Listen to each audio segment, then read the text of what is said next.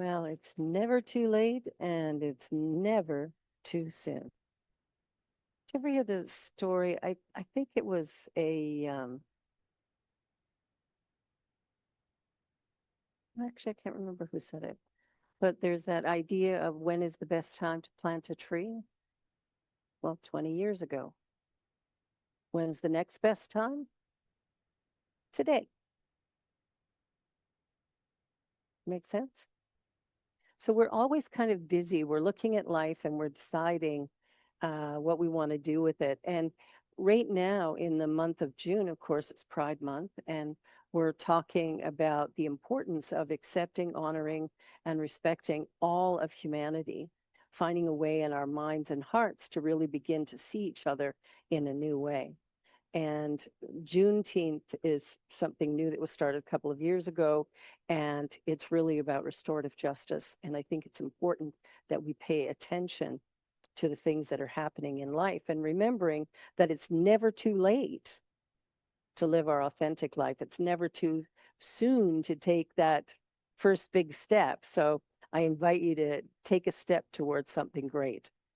Ernest Holmes wrote, "Undoubtedly, we are surrounded by and immersed in a perfect life, a complete, normal, happy, sane, harmonious, and peaceful existence." Doesn't always look that way, does it? But only as much of this life as we embody will really become ours to use. So, what we believe about life, what we think about life, what we are looking to life for, all of that is going to determine what we can have in our experience. Because we have been provided with everything that we need.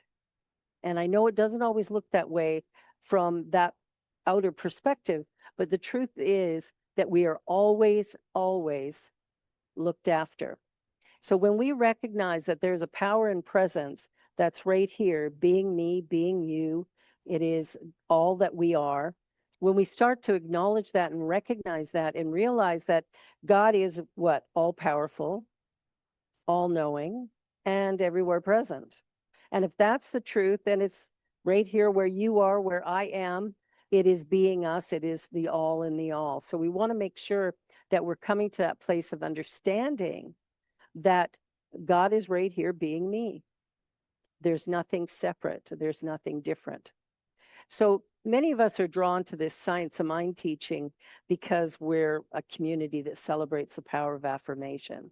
So we really believe that as we begin to change our minds, as we begin to think in a new way, we actually begin to create a whole new experience, not just for us, but for everyone.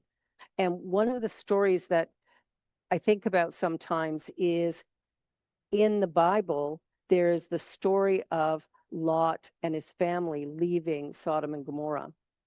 And he's told, do not look back. If you look back, you'll be turned into a pillar of salt. So what do we know about salt? Well, wherever salt is, nothing can grow.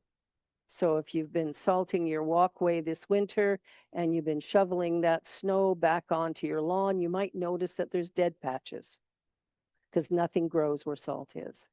And the whole message of that story is that when we're looking backwards, we can't create anything. We can't move forward. And how many of us spend our days and our nights and our mornings and our evenings and our every moment going, wow, things are really bad in the world. Things are really bad in my life. And then we get to manifest that rather than turning to the place of going, wow, I'm filled with life. I'm filled with possibility. I'm filled with joy. And how can I begin to manifest that on a regular?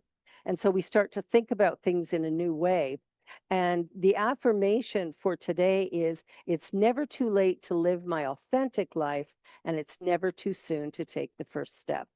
So when we remind ourselves of that, that we can take a step towards something great, that we can stand in this moment and know that change is happening. I don't know if you've noticed, but there's a lot of change happening in the world today.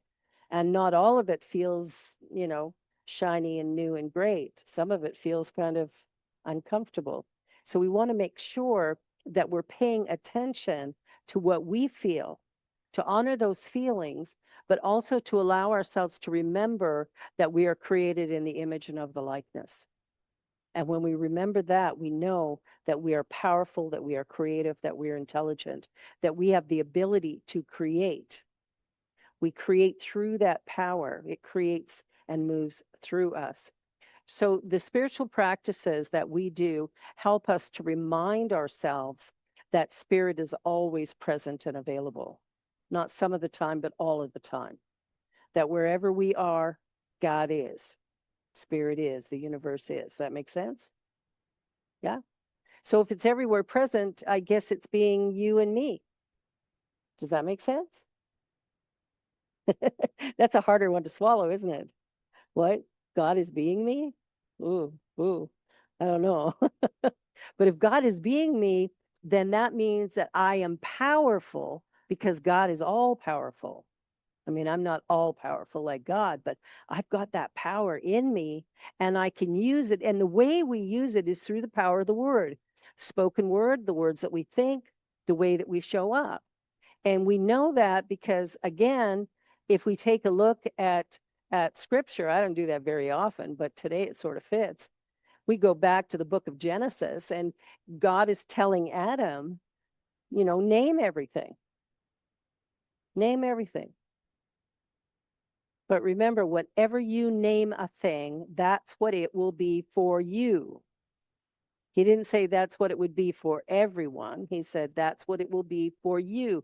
So when we're thinking, and we're thinking really negative thoughts, that is a creative energy moving out into the universe, and it will draw to us more of the same. So when we look at the law of attraction, everybody's talking law of attraction, think positive, good things will happen. Maybe if we believe what we're thinking. There's a belief system inside of us that's in the subjective that is maybe going, I don't know about that. How are you going to change this? How are you going to change that, right? We go through our lives wondering how we're going to change the things that are going on around us that we don't like. But remember, whatever we resist persists. So we're looking at life from a new vantage point. We're looking at life in a new way. We're looking at life as I am a powerful creative being. I am one with the divine. And because of that oneness, I have within me everything I need. And the spiritual practices that we do here, the meditations, the affirmations, the discussion groups that we hold, all of these things help us to change our consciousness, because it is consciousness that creates everything. And if we look at science, even, we look at the field of quantum physics. In quantum physics, there is this system that when you create something, the person creating it actually will change the experiment just by the way they think. So when you're moving through this world, everything looks like it's solid and real. But when you look at it through this giant microscope and you see the vastness of space, what you soon realize, it's empty. There's nothing there. There's just space. And inside that space are these tiny little specks called quarks and leptons. But when we think, we move those things, we change the vibration, and we create something. Now, I'm old enough to know that computers weren't around when I was born.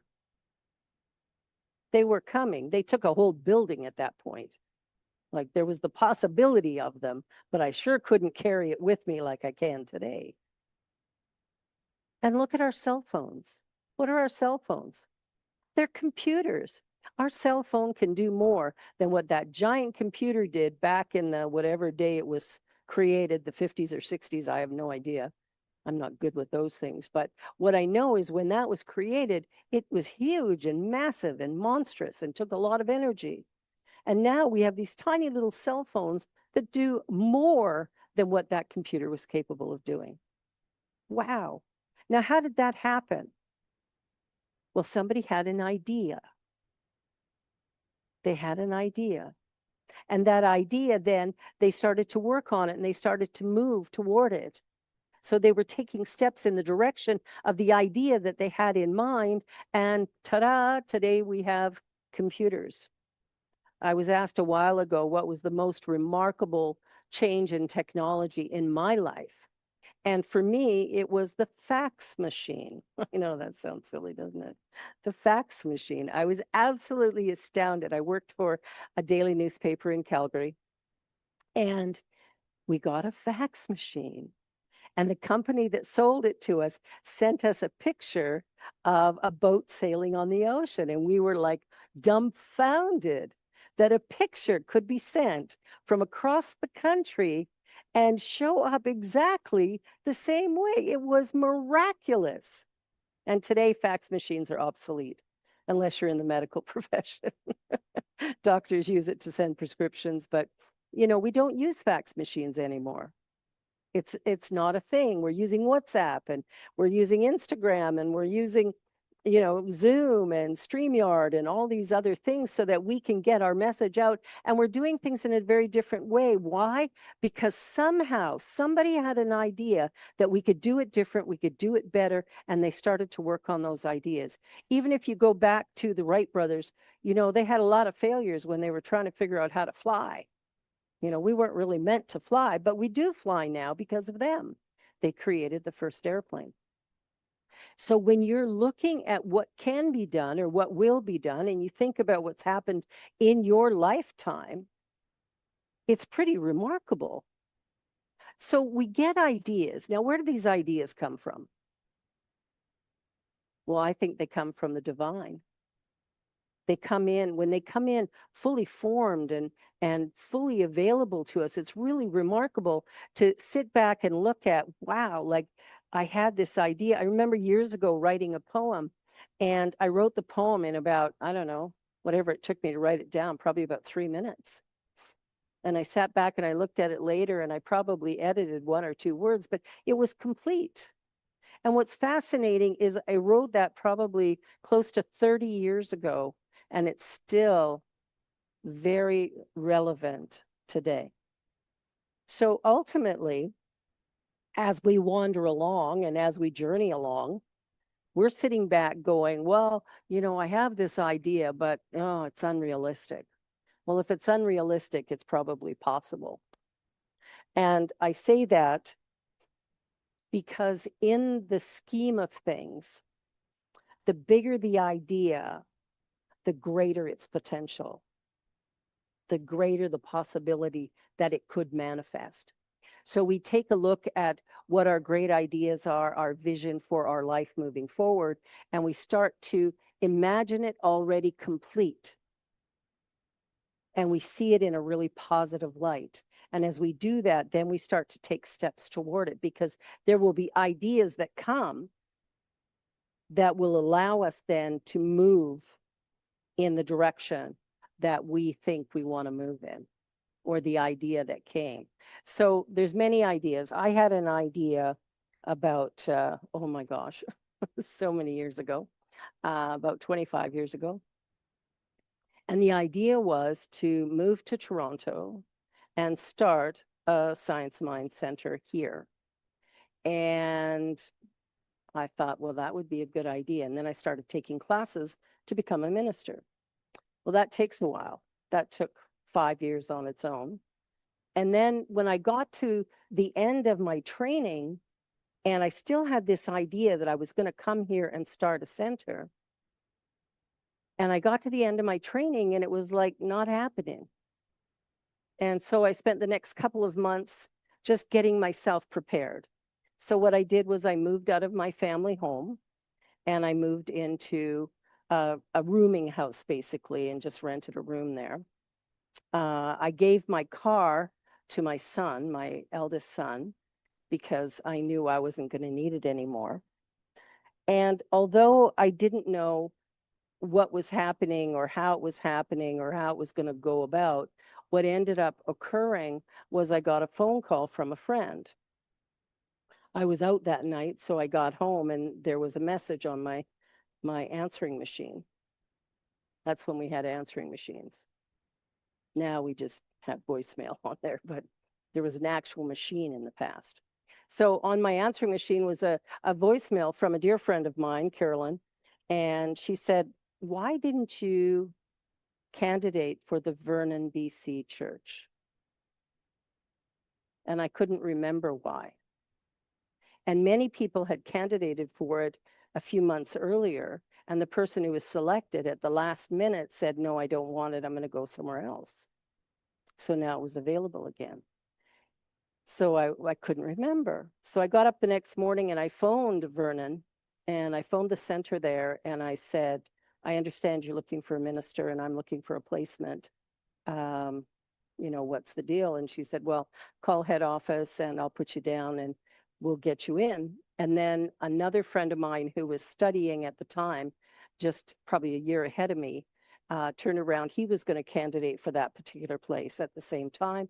He canceled himself so that I could take his spot. So in the candidating process, you go there and you meet the board of directors, you meet the congregation, you do a Sunday talk, you do a workshop, you review their finances and things, and you make a decision. Do you want to be there, and do they want you there? So I did that the first week, and then the next week there was somebody else who came in and did the same, and the third week there was another minister who came in and did the same. And when I was there that first time, I knew it was mine. Even though there was more people going to candidate, I knew it was mine. So I went back home.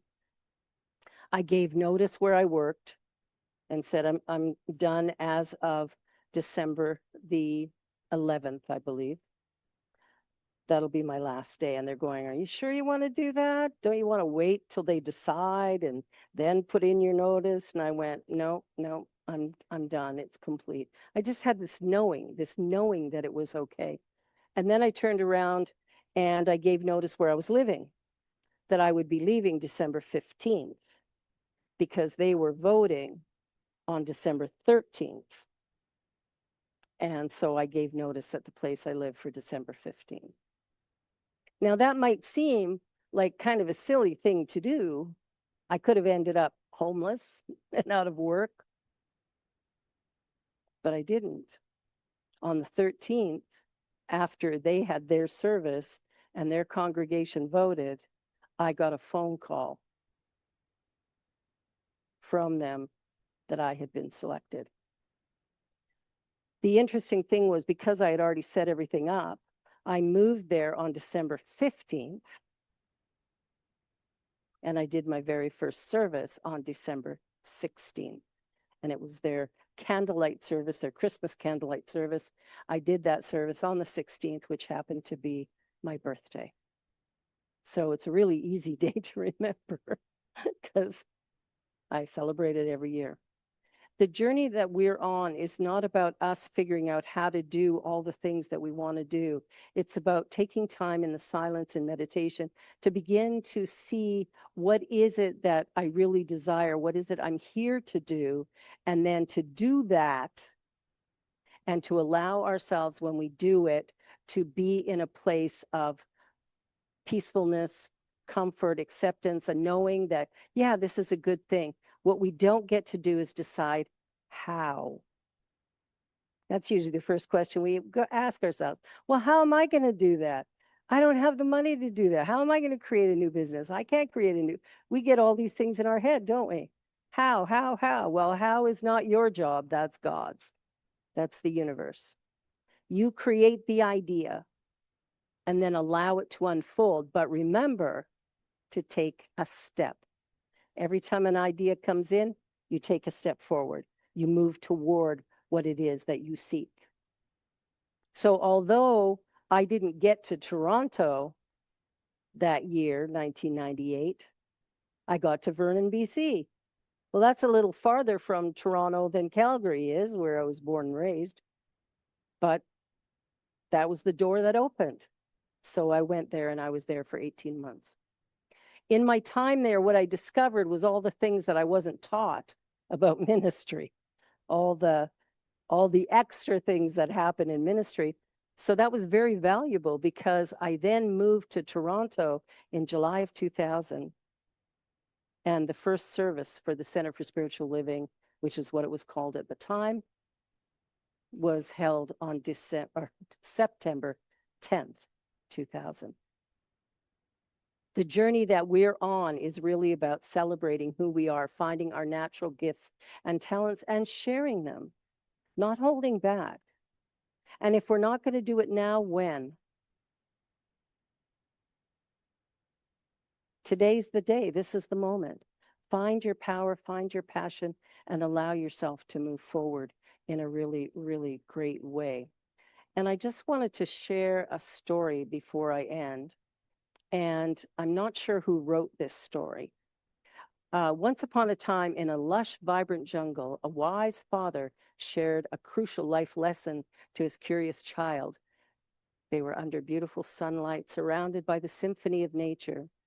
And the man began, "Have you ever wondered how ancient hunters used to outsmart monkeys?" With a wide-eyed interest, the child nodded, eager for the tale that promised both wisdom and adventure. So picture this.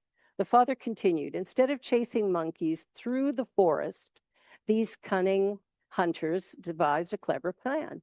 They placed a heavy glass jar on the jungle floor, and they filled it with great food that little monkeys love.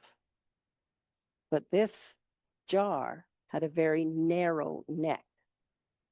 So when the monkey reached in to grab the fruit, yes, they could grab the fruit, but now they can't take their hand out or their little paw, I don't know what you want to call it, but they couldn't get their arm back out because they had this clenched fist with the fruit in it, which made it too big to go through the hole."